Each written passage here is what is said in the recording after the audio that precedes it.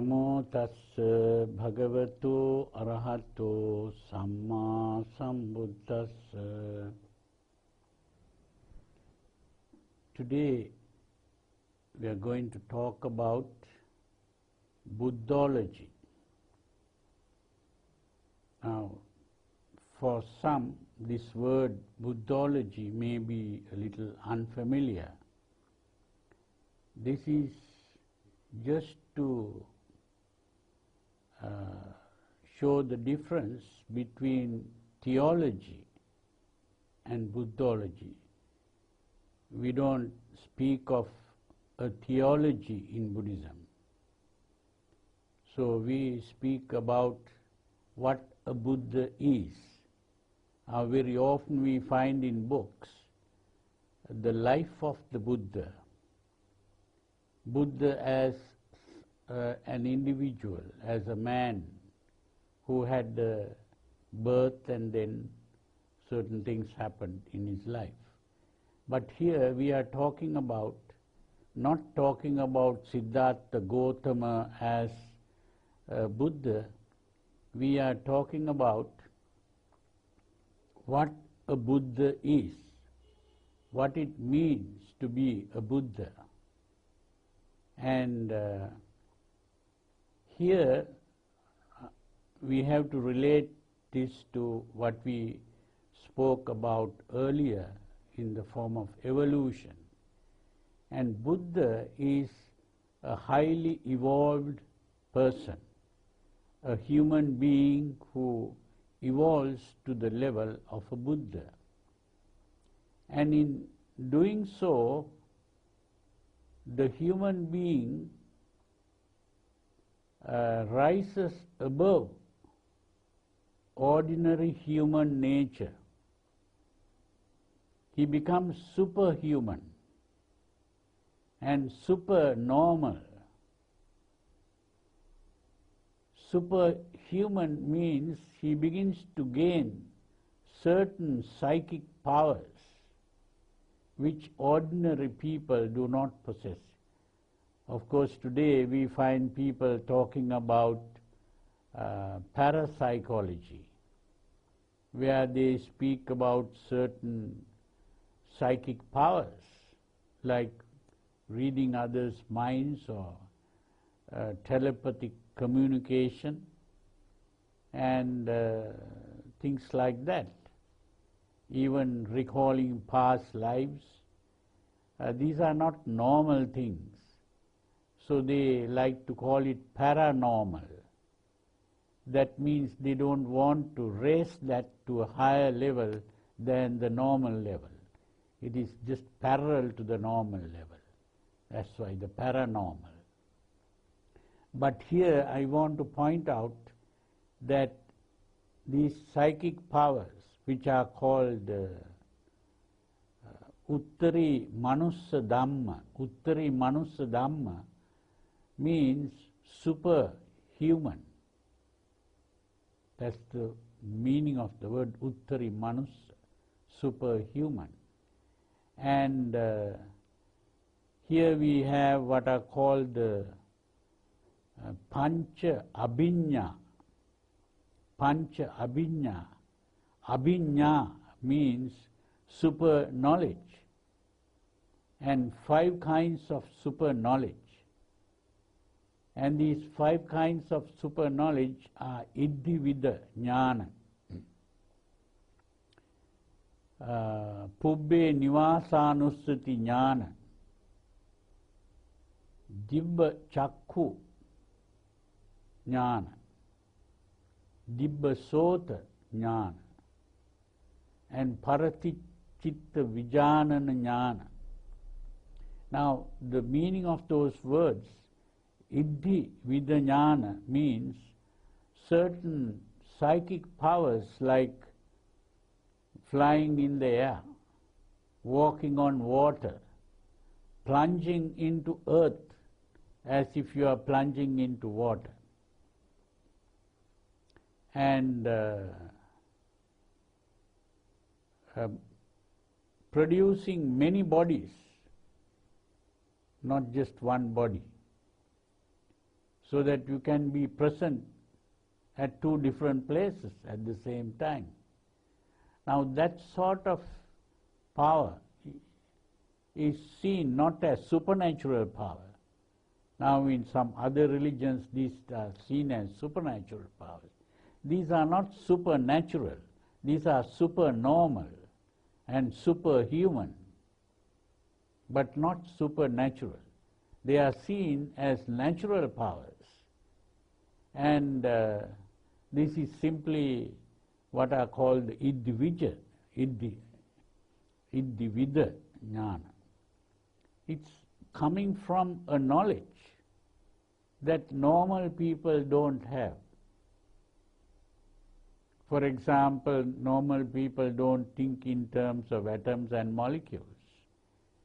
But scientists have discovered that things are working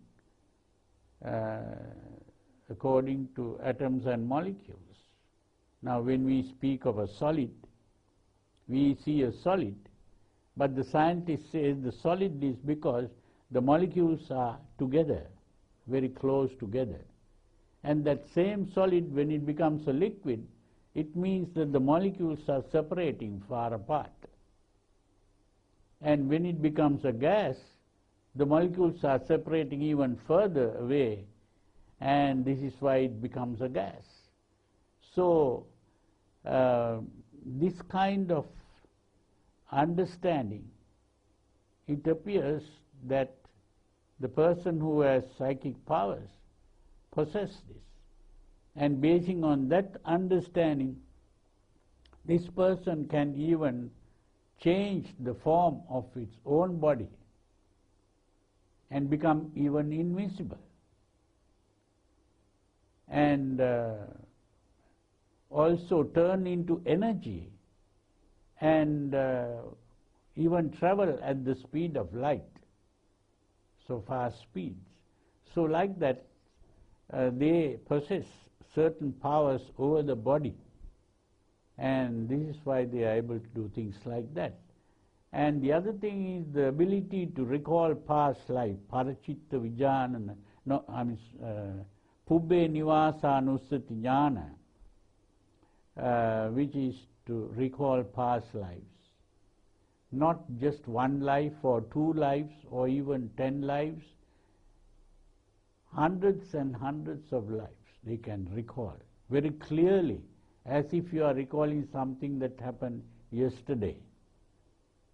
So this ability is also psychic power, supernormal psychic power, a superhuman, because the ordinary human beings are not able to do that. And again, Dibba Chakku Jnana means, it's called the Dibba Chakku, means the divine eye. That is also a thing like X-ray vision, telescopic vision, microscopic vision. That sort of vision is this divine eye, which is also not a normal common thing. And the other one is the divine ear, hearing sounds that normally people don't hear. That's called the divine ear, Dibba Sota. And the other one is Parachitta Vijanana Jnana, being able to read other people's thoughts, read the minds of others. That is what's today called telepathy. Now that is also a power which is supernormal and superhuman. But these are not seen as supernatural. It is all natural, and anyone can develop these powers if they begin to practice the teachings of the Buddha and evolve to a very high level of maturity. It's a level of maturity of the mind. So these are the powers that a Buddha will have, because a Buddha is a highly matured yogi. Today we call these rishis, yogis. In ancient times they were called rishis. And so the next level is another kind of knowledge that the Buddha possessed, which raises him even above the superhuman type. It goes beyond the Uttari Manusa. Now today we have this concept of Superman, and the Superman is also supposed to be able to fly in there and things like that. But this Superman, according to the movies and the stories, is some person who has come from another planet or something like that, and not really a human being grown on this earth. They see it that way. But when we speak of the Superman in this Buddhist way of thinking, Superman is an evolution of the human being to a point where he begins to gain these psychic powers. And this evolution is not simply a physical evolution. It is a mental evolution, which is the evolution of consciousness. That means the human being evolves further by evolving the consciousness.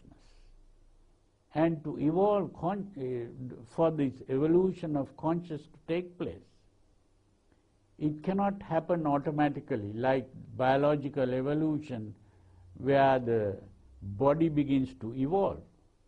That physical evolution is different from this mental evolution, because the mental evolution has to take place consciously instead of unconsciously. The mental evolution is an unconscious process. The unconscious evolution, the physical evolution is unconscious, whereas this mental evolution is a conscious process. That means it is consciously done. Each individual has to consciously, by conscious efforts, begin to evolve and produce this process of evolution. So it is very important for the individual to practice a certain method, a technique, which is the technique of evolution of consciousness. And that technique is what the Buddha called the Noble Eightfold Path, which I translate not as noble. The word noble is incorrect there. It is super normal. So I don't translate the word Arya as noble. I translate it as supernormal. This is a technique which is a supernormal technique, not a normal technique. It's a normal, supernormal process of development of the mind. And we'll be discussing that in more detail later, the supernormal method. But the important thing is that the Buddha rises above the normal, and this is through the sixth knowledge. And the sixth knowledge is what is called asavakkya jnana. The asavakkya jnana, the word asavakkya means asava, ceases. Asava really means a flowing in.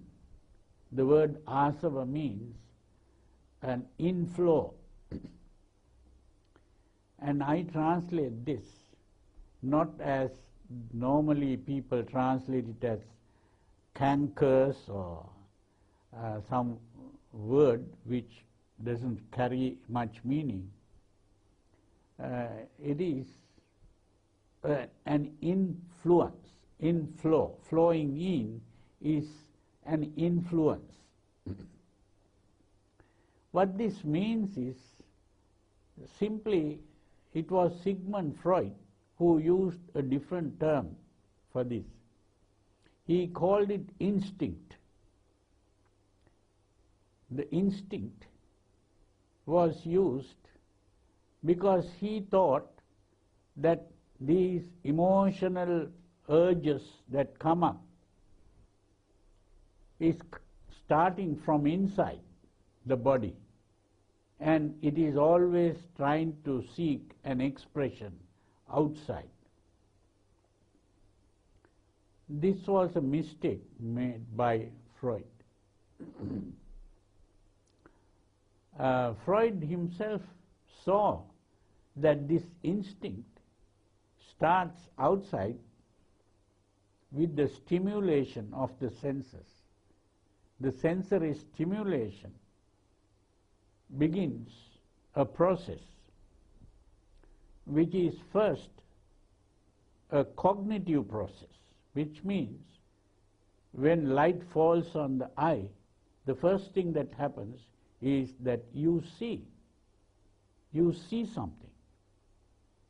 And when the sound comes to the ears, you hear something.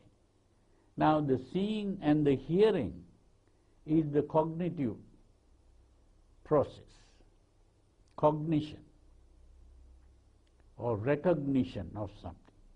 Now really the word recognition is a recognition.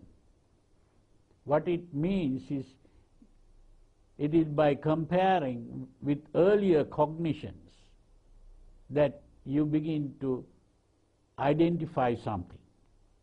If you have never seen a flower before, you will never be able to identify it as a rose or whatever the flower is. The identification is the recognition. You recognize this as a certain thing. If you have never seen a clock before, you will never be able to say this is a clock. It's always comparing with the past images that you have seen. So that is the recognition. But the whole process is a process of cognition. Now once you have cognized and seen something, the next step is to form a concept about it, to interpret this. And the interpretation also is based on earlier experiences. You begin to interpret this as, say, something dangerous. If you begin to interpret that as something dangerous, that leads to an emotional reaction to it in the form of fear. Or if you interpret that as something pleasant, stress. So that word distress is really what the Buddha called dukkha. Stress and distress. Stress is the temporary disturbance of the mind which calms down. But if this disturbance doesn't calm down and continues, that was called distress. The reason is that every time we begin to react emotionally, we get excited. It can come in the form of a desire, like sexual love, or even in the form of anger, or it can come in the form of fear. and worries. Now the problem is that when this disturbance comes up,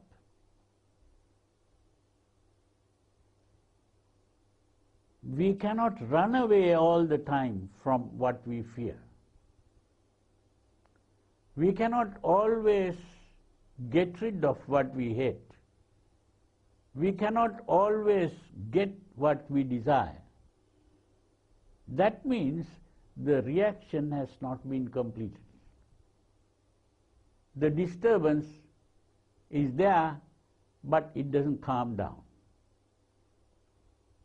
The mind calms down only when we have got what we desire, or got rid of what we hate, or when we have run away from what we fear.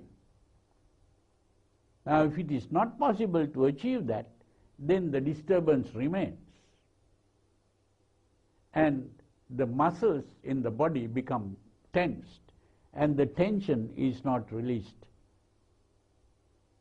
Because the tension is released in the action to obtain what we desire. And the tension is fully released only when we have obtained what we desire, or got rid of what we hate, or run away from what we fear. So this is the distress that this scientist saw. So he said stress is okay because it is temporary disturbance and then it calms down again. But distress is when the disturbance is not calmed down. It's like having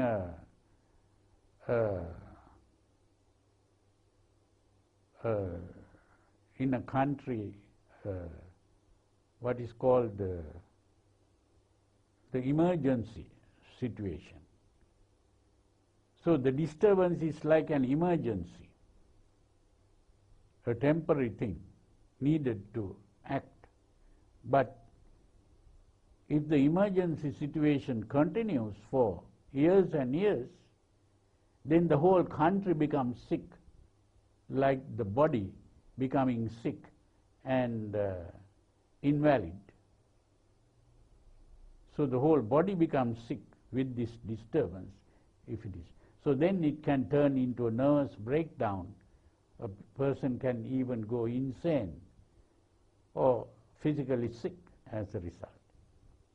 So this type of thing is observed by the modern people when they talk about stress and distress. But the Buddha saw it as a constant thing, this whole reaction. And this emotional reaction has to be stopped. And this is seeing that and stopping that whole reaction is what is called the asavakya jnana. Jnana is the knowledge of this and the stopping of this. So the Buddha was able to stop this reaction completely. And that is the meaning of becoming a Buddha and getting rid of the three things called lobha, dosa and moha. Lobha is the desire for the pleasure or the pleasant things. Dosa is the hatred of pain. And moha is the thought, I am. Because with this emotional reaction, which is self-centered, a concept of self comes into being. And what the Buddha pointed out was the concept of self is not just an ordinary thought. It is tied to the emotion, because the emotions are self-centered. And as long as we have this emotion, the concept continues. And it is this concept of self that separates people from other people, and individually separated from other people. And they begin to think of themselves. and what am I going to do in life, or what am I going to achieve, and how other people begin to disturb this individual. Even if they try to do social service, they begin to complain, well, I have been doing so much social service, no one is grateful. There is no gratitude. And then I don't have any time for myself. I am just using all my time to serve other people. What about myself? So that kind of thought, which is a self-centered thought, arises because of this concept of self. And the concept of self is also all the time clashing with other people. And so we have crimes, we have wars, we have all these bad behavior. What we call bad behavior is anti-social or anti-social behavior. And that anti-social behavior is the result of this concept of self. So it's not only the emotional lobha and the dosa, which is the desire and the hatred, there is also the concept of self, which is creating the problems. And a Buddha is a person whose mind is free of these emotional lobha and dosa, the desire for pleasure and the hatred of pain, and he is also free of the concept of self. I am, the thought I am, the thought mine, the thought of self disappears. So when we think of the Buddha, we are thinking of a completely pure mind, a selfless, completely selfless mind. And so it's not only just the psychic powers which makes a Buddha, but the purity of mind and the complete selflessness which produces infinite love and compassion for all beings. To think in terms of all beings rather than just myself or mine. So this is the meaning of a Buddha, and so we'll be talking further about the teachings of the Buddha. So I hope you understood this. May you all be well and happy. Thank you.